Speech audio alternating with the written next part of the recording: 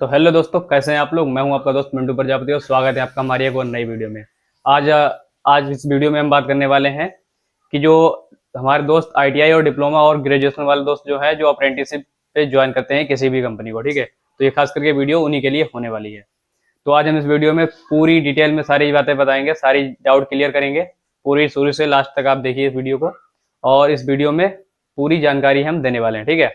तो चलिए स्टार्ट करते हैं। सबसे पहले बात करते हैं इसमें आप लोगों को, जैसे कि क्वालिफिकेशन क्या होना चाहिए। तो आपके क्वालिफिकेशन जो है मिनिमम आईटीआई होना चाहिए और डिप्लोमा या ग्रेजुएशन होना चाहिए, या तो फिर बीटेक, ठीक है। बीटेक वाले भी अप्रेंटिसशिप कर सकते हैं। तो इसका ज्वाइनिंग प्रोसेस क्या रहता है। तो ज्वाइनिंग प्रोसेस जैसे कि आपके पास क्या क्या क्वालिफिकेशन है और उसको सारे डॉक्यूमेंट्स लेके आने हैं, या फिर आपका जैसे कि कॉलेज प्लेसमेंट में भी होता है तो उसका प्रोसेस थोड़ा अलग रहता है। और अगर आप जाके कंपनी में अगर इसका ज्वाइन करते हैं तो उसका प्रोसेस थोड़ा अलग रहता है। जो कंपनी में जाके ज्वाइन करते हैं लड़के, उनके लिए हम बता रहे हैं आज, ठीक है। तो जैसे उनको क्या करना है, जाके सारे डॉक्यूमेंट आप घर से ही लेके आना है, ठीक है। जैसे कि आधार कार्ड हो गया, और क्या नाम अपना बैंक पासबुक हो गया, ठीक है, और मार्कशीट हो गई सारी, ठीक है। इससे रिलेटेड जो भी डॉक्यूमेंट्स हैं आप सारे लेके आइए साथ में, ठीक है। और वो जाके आपको सबमिट करने हैं कंपनी के एक एचआर को, ठीक है। डायरेक्ट आपको फेस टू फेस मिलना पड़ेगा एचआर से। और फिर उसके बाद में आपके एक होगा रिटर्न एग्जाम, ठीक है। कंपनी में ही हो सकता है, ठीक है। और उसके बाद में एक रिटर्न एग्जाम होने के बाद फिर आपका होगा एक इंटरव्यू, ठीक है। इंटरव्यू कुछ खास नहीं होता है, हल्का सा इंटरव्यू होता है। बेसिक से क्वेश्चन पूछते हैं, आपके सिलेबस रिलेटेड क्वेश्चन होते हैं कुछ, और कुछ आपके जो पर्सनल क्वेश्चन जो होते हैं उस टाइप के क्वेश्चन कुछ पूछते हैं, ठीक है। कुछ कठिन क्वेश्चन ज्यादा नहीं रहते हैं।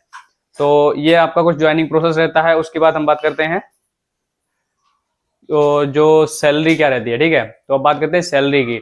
तो जो हमारे नेट्स में जो रहता है, जो भी लड़के हैं उनकी जो सैलरी रहती है, उनकी सैलरी रहती है इन हैंड 18,000, ठीक है। 18,000 आपकी सैलरी रहेगी इन हैंड। इसमें आपका पीएफ एसआई कुछ भी नहीं कटेगा, ठीक है। 18,000 सैलरी रहेगी, वो भी किस टाइप की रहेगी, उसमें कंपनी की तरफ से जो रहेगी वो रहेगी 14,000। कुछ कंपनियों की ये पॉलिसी है, मैं बता रहा हूँ। कुछ कंपनियों में क्या है 12,000 देती है, कुछ 14,000 देती है, ठीक है।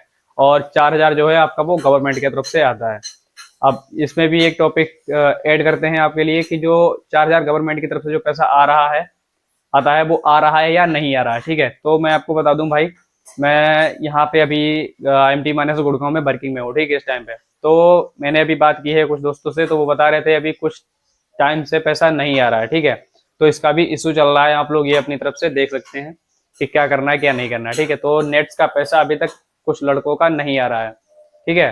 तो मान के चलते हैं मोटा मोटा कि आपका जो सैलरी रहेगा अप्रेंटिसशिप में, वो आपकी सैलरी रहेगी 18,000, ठीक है, जो आपकी इन हैंड रहने वाली है 8 घंटे की, 1 महीने की, ठीक है।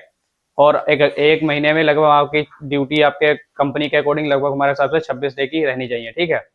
तो ये कुछ आपकी सैलरी रहेगी। तो अब हम बात करते हैं कि आपकी फैसिलिटी क्या रहेगी, ठीक है।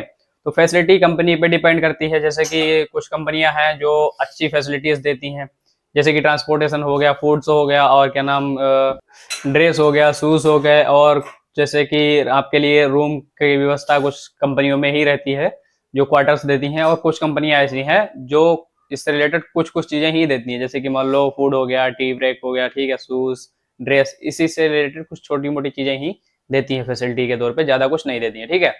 तो ये आपकी फैसिलिटी में रह सकती है। और हो सकता है कि आपका अटेंडेंस बोनस भी इसमें ऐड हो, ठीक है। वो हो सकता है कि आपका 1,000 रुपये भी हो सकता है महीने का, और 2,000 भी हो सकता है। वो आपकी कंपनी पे ही डिपेंड करता है, सबका अलग अलग रहता है, ठीक है।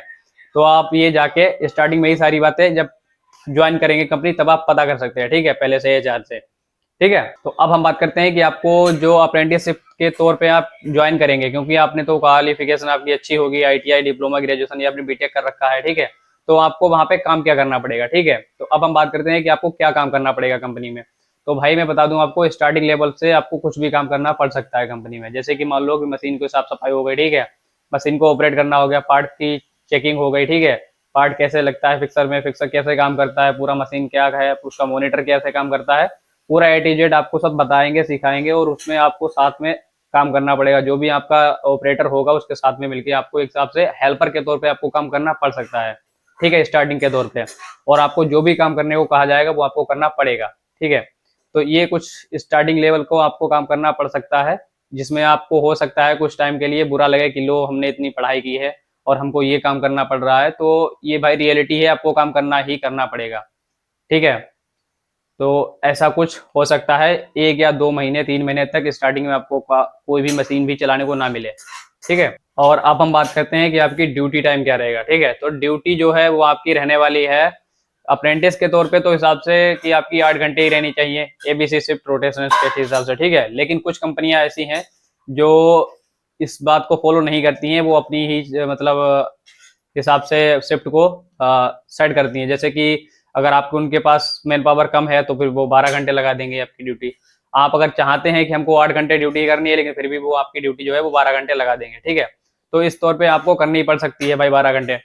ठीक है, तो आप अपने हिसाब से सोच लो कि अगर आप 12 घंटे करने के लिए सक्षम हैं, ठीक है, तभी आप कंपनी ज्वाइन करो। वो नहीं तो आप पहले ही पता कर लो कि अगर मैं 12 घंटे नहीं कर पाऊंगा तो मैं कंपनी ज्वाइन नहीं करूंगा। पहले ही बात मालूम कर लेना आप लोग ये बात कंपनी से कि अगर मान लो कि अगर मुझे कंपनी जो है वो 12 घंटे नहीं करनी है काम, ठीक है, मुझे 8 घंटे ही करना है, बाकी टाइम में मुझे पढ़ाई करनी है या कुछ भी काम करना है अपना अलग से, तो मैं वो करूंगा। ठीक है, मैं पढ़ाई भी के साथ साथ 8 घंटे ही जॉब करूंगा। लेकिन कुछ कंपनियां हैं जो नहीं मानती कि नहीं भाई आपको मैन पावर कम है तो 8 घंटे करना पड़ जाएगा।